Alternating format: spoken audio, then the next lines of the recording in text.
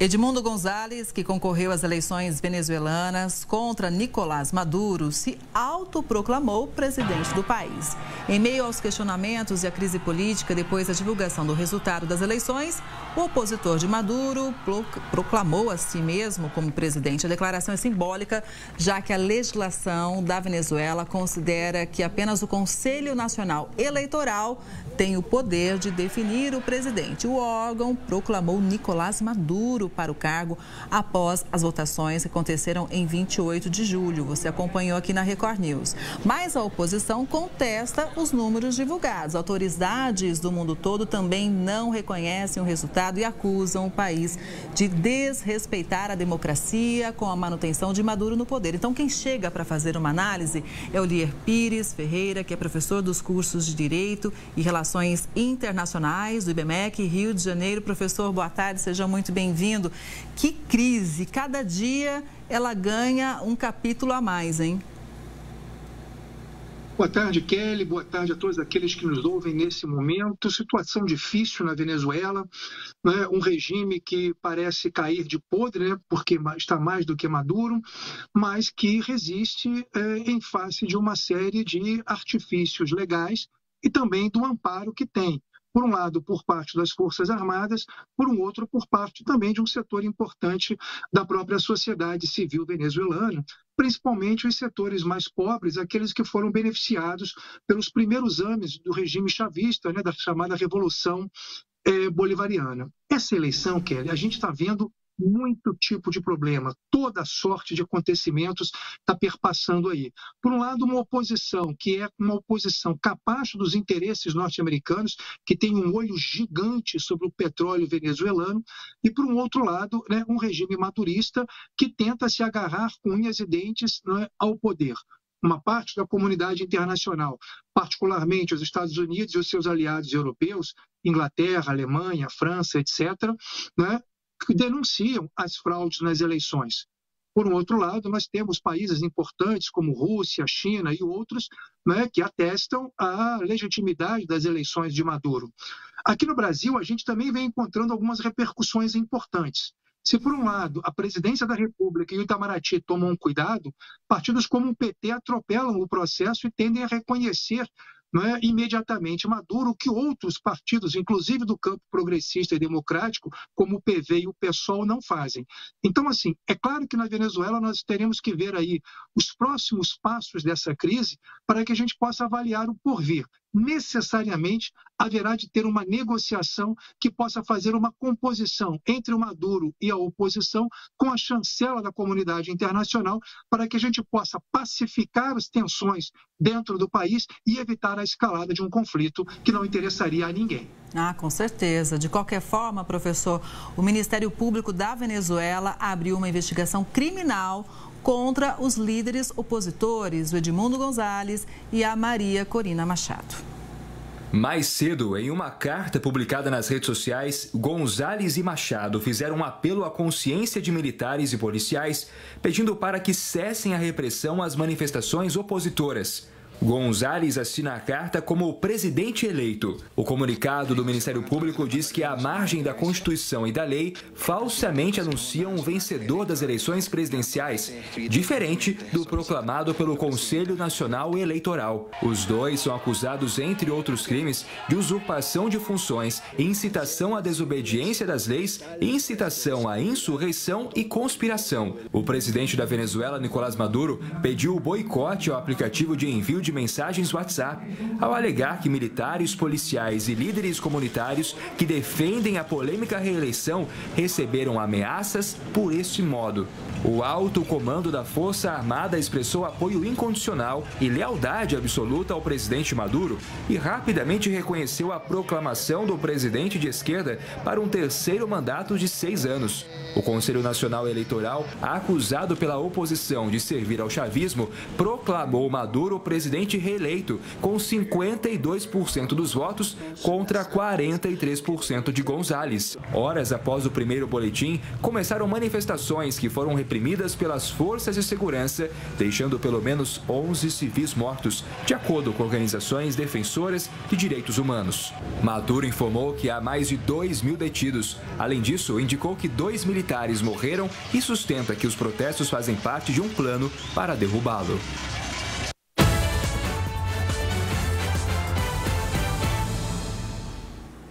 Kamala Harris anunciou o governador de Minnesota, Tim Walz, como escolhido para ser vice na chapa presidencial. O anúncio foi feito pela democrata nas redes sociais. De acordo com fontes do governo, Walz disputava contra o governador da Pensilvânia, Josh Shapiro, pela indicação. Ele foi informado por Harris da escolha ontem, depois de um fim de semana de conversas entre a vice-presidente e possíveis candidatos.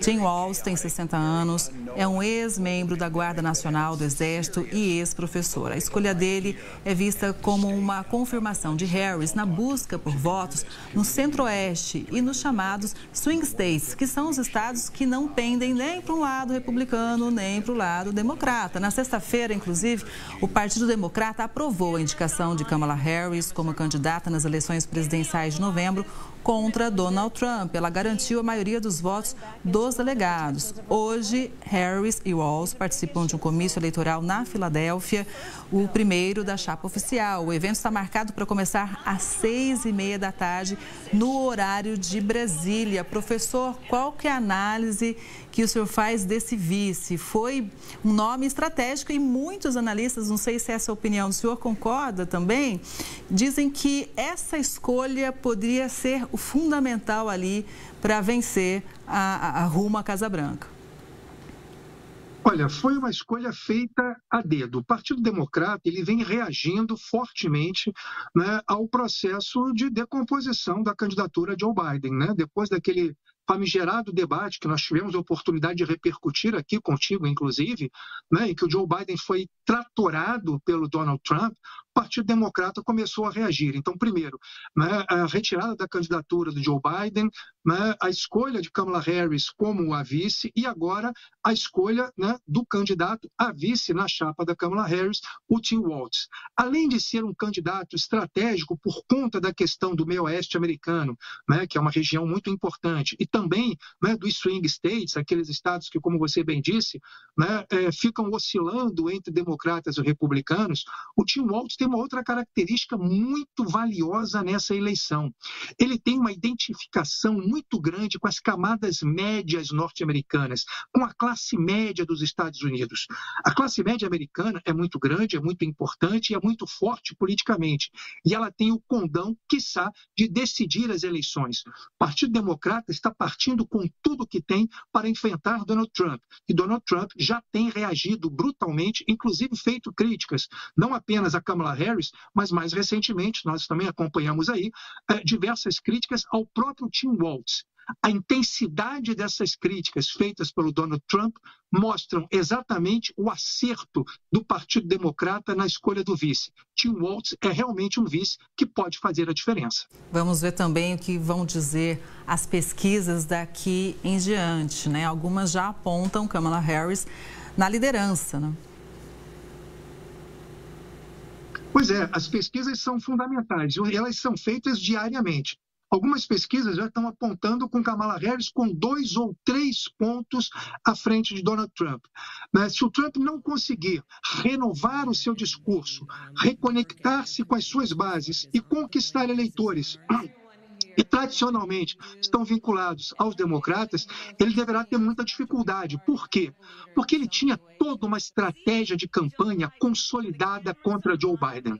A figura da Kamala Harris, uma mulher negra, filha de imigrantes, né, indiana, mãe, jamaicano, pai, uma mulher de sucesso, uma mulher bonita, que fala bem, que se coloca bem, né, e que não vai poder ser atacada pela sua condição de mulher e não vai poder ser atacada pela sua condição de mulher negra e filha de imigrantes. Isso engessa bastante, não é, aquela virulência de um discurso mais violento com o qual o Donald Trump estava se moldando, né, perante a candidatura de Joe Biden. Tanto que ele já acusa, inclusive o Tim Walz, de ser aquele que vai abrir as fronteiras, né, dos Estados Unidos para os imigrantes, que vai produzir um inferno liberal, né, no país. Por quê? Porque ele sabe que é muito mais difícil lidar com uma mulher com o perfil de Kamala Harris do que com um político tradicional, homem branco, WASP norte-americano. Então, assim, Trump vai ter que se reinventar para que não venha a ser, de fato, vencido numa corrida presidencial que já lhe parecia bastante favorável e que agora tem contornos completamente diferentes. Pois é, e a gente sabe, inclusive, da importância dos Estados Unidos em relação à guerra que acontece no Oriente Médio. Tem notícias chegando, viu, professor? Israel está em alerta máximo para um ataque que pode acontecer a qualquer momento. O Irã prometeu vingança depois do assassinato de líderes ligados a grupos terroristas.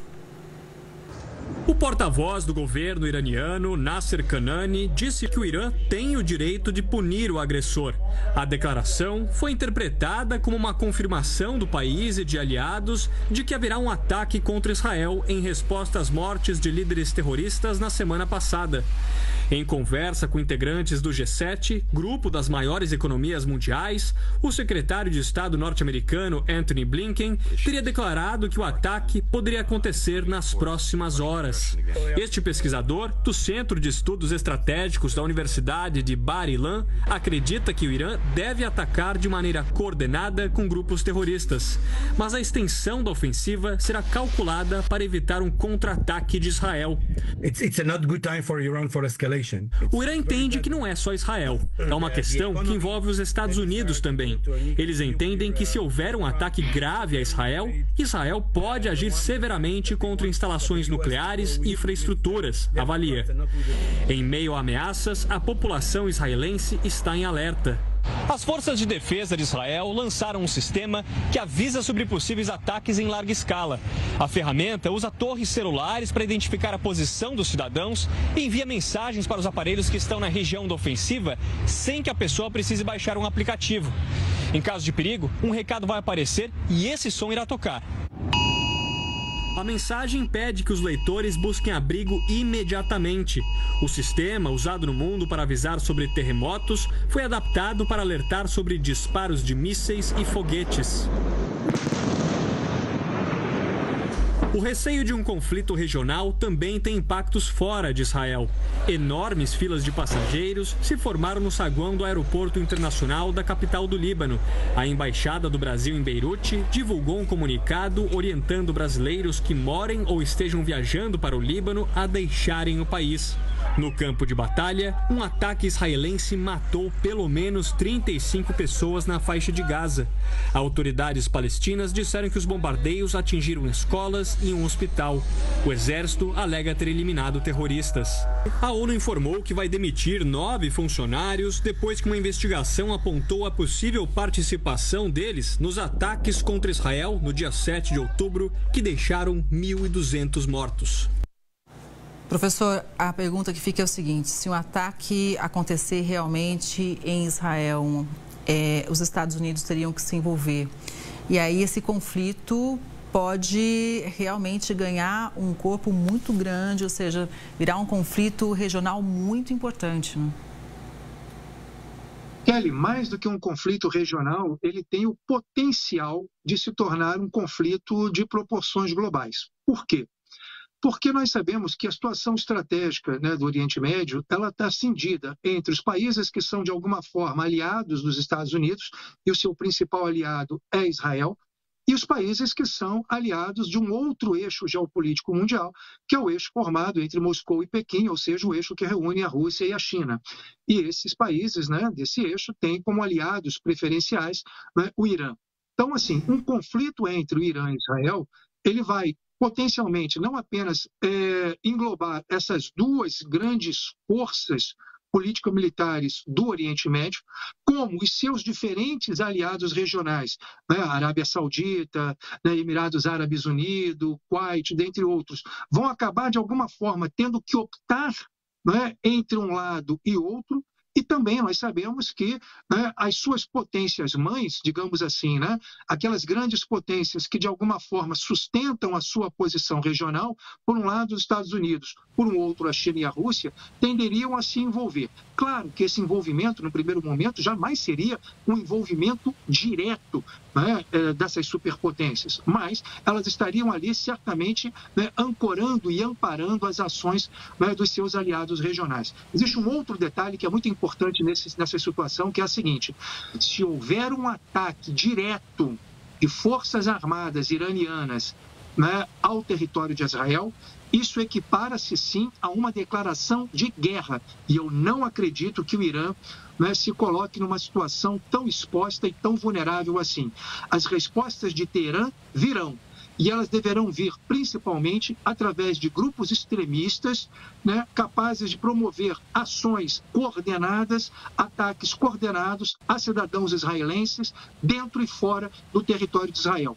Este tipo de conflito, mais tópico e particular, ainda poderá ser equacionado, mas um conflito direto entre Irã e Israel tem sim, Kelly, infelizmente, o potencial de arrastar todo o mundo para uma guerra de grandes proporções, cujas consequências, infelizmente, nós não podemos prever nesse momento. É muito triste. A gente fica sempre aqui torcendo pela paz. Professor, muito obrigada pela análise. Uma boa tarde. Até a próxima.